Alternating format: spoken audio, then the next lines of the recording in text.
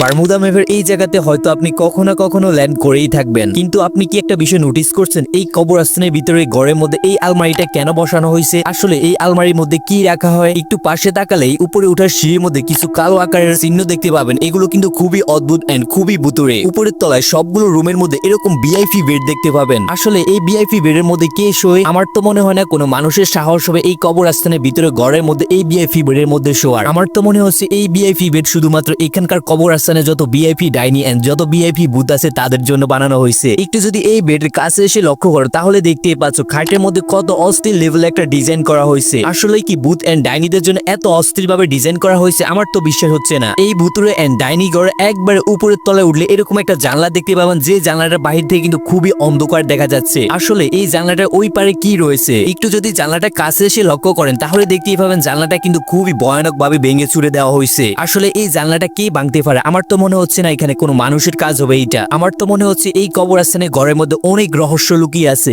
এই রহস্য একমাত্র শুধু গ্যারি নেই জেনে থাকবে।